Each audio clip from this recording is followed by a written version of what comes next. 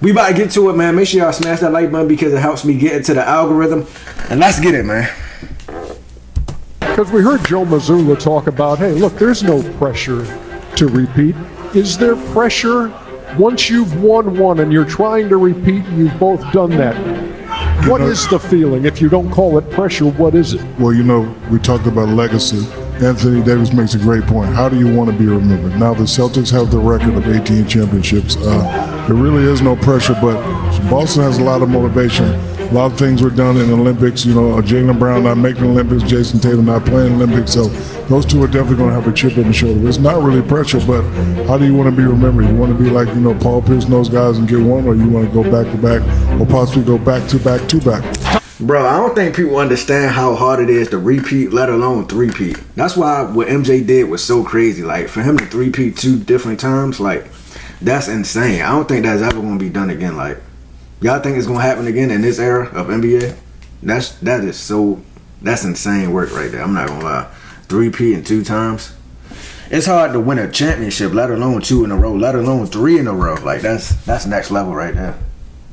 Paul Pierce and those guys and get one, or you want to go back to back, or possibly go back to back to back? Time in 2.5 decades, the New York Knicks are going to a conference final. And they do it in dominant fashion as they defeat the Celtics in 6 games.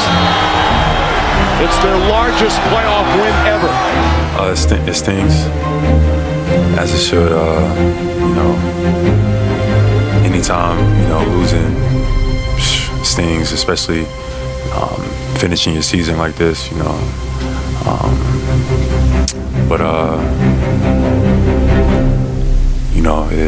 it just wasn't our year. Yikes. From 1970 all the way to 1979, the NBA, fresh off of the reign of dominance that was the Boston Celtics, went through what was seen by many to be the worst era in NBA history. Many reasons contributed to this factor, but the main reason that this era gets criticized is for the reason that there was no dynasty or face of the league at the time. Yo, this shit is so old, man. They recorded this on a thumb, on a toenail. Could y'all imagine playing in this era right here?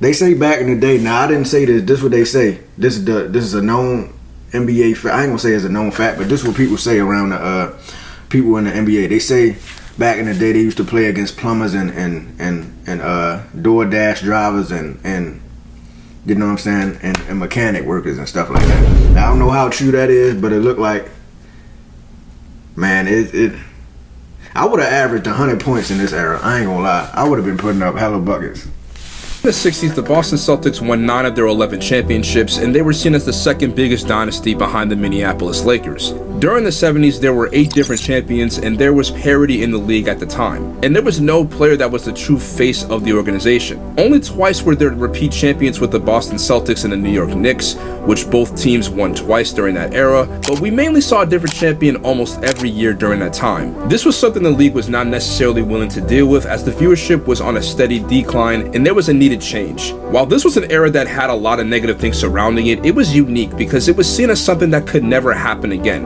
or at least that's what everyone thought. Because fast forward 50 years later, and we are experiencing the same thing again, and this time the circumstances are very different while both eras are similar in a lot of ways. With the Boston Celtics being knocked out of the second round, this would be the 4th champion that would be eliminated before the NBA Finals. The Lakers, who won in 2020, were defeated in the first round of 2021. Then Milwaukee, who won in 2021, would lose in the second round the following year. Then in 2022, Golden State would win the NBA Finals, and they would get knocked out in the second round in the 2023 playoffs. And then Denver, who won the 2023 NBA Finals, would get knocked out in 7 games in the second round of last year's playoffs. Man. Compare both eras, as this is the only time where there has been no true dominant team in the NBA, which leads to this point. The era where teams are constantly winning back-to-back or having three-peats or being the biggest team in the league, it's coming to an end, which is something the NBA will either survive from or crumble because of it. Y'all think it's hold on, it's an ad right here. Do y'all think it's a bad thing that the NBA don't have like a dynasty now? Or is that a good thing? That every team is like different teams is winning each year?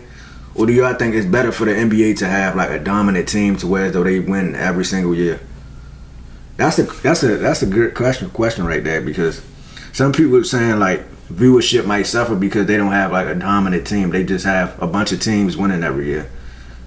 I thought it was the opposite way around. I thought that the ratings would suffer if the same team keep winning each year, but obviously it's the opposite. I don't know. Or not, many people who watch the NBA enjoy seeing a team constantly dominate because it gives them something to look forward to and it brings them excitement to the game. Back in the 80s, this is what saved the NBA from being on a complete decline. LA and Boston were constantly winning, and they were the two best teams of the NBA that were winning for multiple years. The Showtime Lakers, especially during this time, won 5 championships, and they were the dynasty of the era. Detroit and Boston were nowhere close to the success of the Showtime Lakers, but that doesn't diminish what both teams did. The Celtics were able to win 3 championships and they made it to 5 finals, and the Detroit Pistons were able to win back-to-back titles and they were able to knock off the Showtime Lakers and end their dynasty. But this is where the NBA truly found their formula and they wanted to keep it going, which would lead into the 90s where someone had to take over and be the new face of the league. And that is where we got Michael Jordan and the Chicago Bulls, who arguably went on to have the greatest run in the NBA, and their dominance is one of legend with them winning 6 titles, which were 1 and 2 three-peats. Watching the Bulls win 6 championships was just something to behold, and it seemed like a once-in-a-lifetime opportunity. It definitely changed the landscape of the NBA when it came to dominance and winning. But while they won 6 championships, there was another team that also had a run of their own, which was the Houston Rockets. They were able to win back-to-back titles in 94 and 95. And with the Bulls dynasty ending in 1998 and Jordan going into retirement, the last championship that was won during the 90s was the San Antonio Spurs, with Tim Duncan, who would go on to start his own dynasty during the 2000s, which leads into that era, which was a bit different as there were 3 different championships during that era. The Miami Heat won, the Detroit Pistons won, and the Boston Celtics won only 1 championship during that decade. But the 2 big teams that were pretty much the owners of this era were, of course, the Los Angeles Lakers and the San Antonio Spurs. The Lakers were the most dominant team from 2000 all the way to 2002. I ain't gonna lie, the Lakers had mad potential. They could have won way more championships than just 5. Well, I think Kobe and Shaq, they won 3 together or 4, if I'm not mistaken. 3 or 4 together, I can't remember. But yeah, they could have won way more, man. Like, they was something special, I'm not gonna lie. Play! The last team to go on a 3-peat, and Kobe and Shaq were the best duo in the league while they were at their peak. While Shaq left in 2004, the Lakers would go on another run from 2008 all the way to 2010, winning 2 of the 3 finals they appeared in. With San Antonio, while they were never a team that went back-to-back, they were constantly in the running for an NBA championship every year while Tim Duncan was in his prime. While not a traditional way, they were too a very successful franchise. So during that era, it was pretty much Tim Duncan and Kobe as far as dominating and winning constant championships. When it came to who was more enjoyable to watch, you could say that people gravitated more towards the Los Angeles Lakers with Kobe and Shaq, and with Kobe and Gasol rather than the San Antonio Spurs, as fans definitely did see them as the more boring team. But nonetheless, they too were just as big as the Lakers during that time. During the 2010s, that would be the last time we saw the era where teams were winning multiple championships in a row. I never understood why people say the San Antonio Spurs was boring, because they like swung they passed a lot, like they swung the basketball a lot. They like to see people score 60 points in this generation. That's what they like. They like people dominating the ball, scoring all the points, and you know, it's crazy nowadays. Like, the San Antonio Spurs had a specific system to where though they moved the ball, it was great ball movement. Like, that's actually how you win.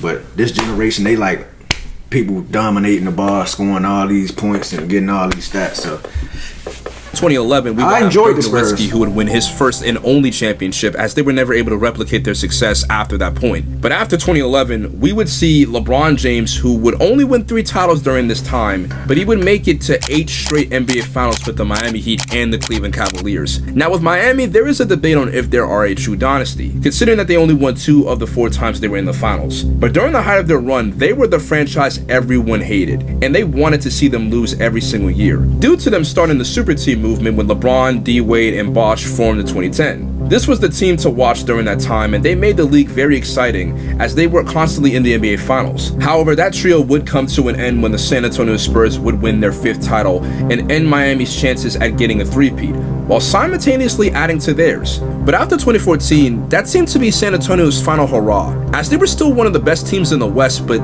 they weren't the ones winning championships anymore, because there was one team that no one expected to completely take over the NBA for the next 5 years, and they ended up becoming the villains of the NBA. Warriors, come out to play.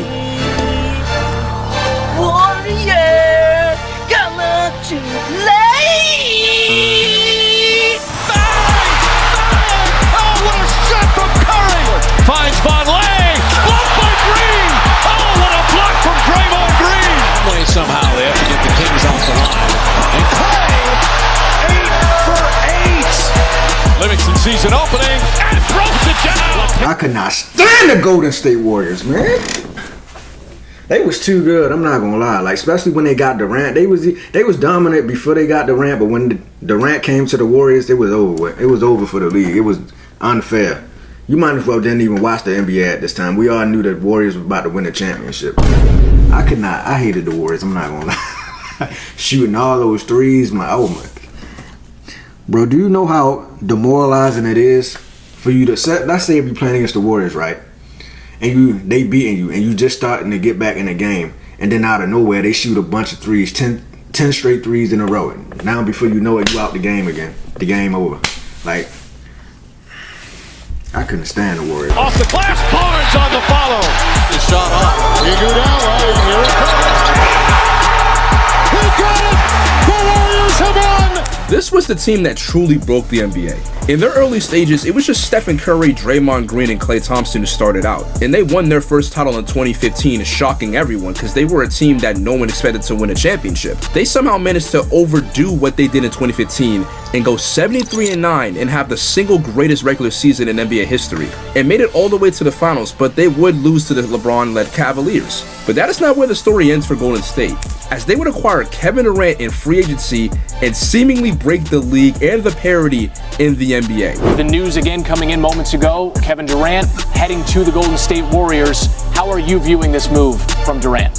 Well, what Russ got to say about what Russ finna say about this shit? This shit is crazy. I want to go to a bigger point when I look at this Golden State Warriors team. As I told you before the season began, that damn Kevin Durant ruined my season. They would steamroll the entire competition and dominate everyone that was in their way. And many fans wanted to see their downfall happen, which made everyone tune in because everyone knew that this team needed to be stopped because they looked unstoppable, which prompted every team to try and make teams suited to stop Golden State, which to everyone's surprise did not work. But Golden State would win 3 championships and make it to the finals 5 straight times, making them the last dynasty the league had at the time, due to them losing in 2019 to, ironically, the dynasty destroyer himself, Kawhi Leonard with the Toronto Raptors, kicking off the 6-year stretch of a new champion every year since then. Now the question is, will we ever get another NBA dynasty? Well, that is something that may not be answered yet. The playoffs currently have 3 teams that have a chance at winning their first championship in franchise history, and one that hasn't won in 50 years. New players that the league is very much new to, as the old stars are out of the playoffs and it is now the new generation taking over. But why does this keep happening? Why are we constantly seeing teams who won the year prior getting knocked out so early in the playoffs? That is because in 2023, the NBA wanted a league that was more on an even playing field and for everyone to have a chance at winning a championship. So Adam Silver issued a second apron to the salary cap. This second apron was formed when Golden State was able to get Kevin Durant on a 2-year deal, and it was also even made possible because Curry was on a pay cut. So now with this, it eliminates super teams being formed or star-studded rosters in free agency. Even with teams like Boston, Denver, Golden State, or even OKC, there is a possibility that players will have no choice but to be moved because of the salary cap and contracts being upgraded to a potential max deal for certain players. But with all that being said, so basically, if you want a dynasty now in this generation, it's gonna have to be homegrown. You gonna have to build through the draft. That's basically what he's saying. there is one thing that is certain. Whether fans like it or not, we're entering a new chapter of NBA history. One where the concept of a single team dominating it may be gone for good. For the hardcore basketball purists, this might be everything they've ever wanted. More teams in contention, new faces stepping into the spotlight, and a league where every season feels unpredictable. Parity has arrived, and for some, that's a breath of fresh air. But for others, it's a farewell. A farewell to the dynasties, to the Bulls that defined the 90s, the Spurs that perfected consistency, the Warriors that rewrote what dominance looked like. These teams weren't just winners, they were eras. They gave fans a villain to hate, a hero to root for, and a reason to tune in every single night. With parity, the torch is passed constantly, but with dynasties, it was held high, sometimes for nearly a decade. And love them or hate them, dynasties made the league feel something that would only happen once in a lifetime. So while this new era may bring balance and variety, the death of the dynasty leaves behind something irreplaceable: legacy through longevity. And whether we see another one rise again, one thing is certain: the dynasty era will be missed. Yeah, definitely. Yeah. But yeah, that's going to do it for the video. If y'all enjoyed this reaction video, make sure y'all like, share, and subscribe. If you made it to the end of the video, comment the GOAT emoji because you are the GOAT. But yeah, dynasties in the NBA definitely did make it fun because I used to just hate watch the Warriors. I just wanted them to lose so bad. So yeah, man, it was a great time, man. Will we ever see another dynasty? I have no idea. I don't know. I ain't gonna lie, OKC low-key got a chance. Yeah, they got Shai Gilgeous-Alexander. They got a bunch of young talent. But I doubt it, though. But I'm out of here, man. Make sure y'all smash that like button. And I'm out of here.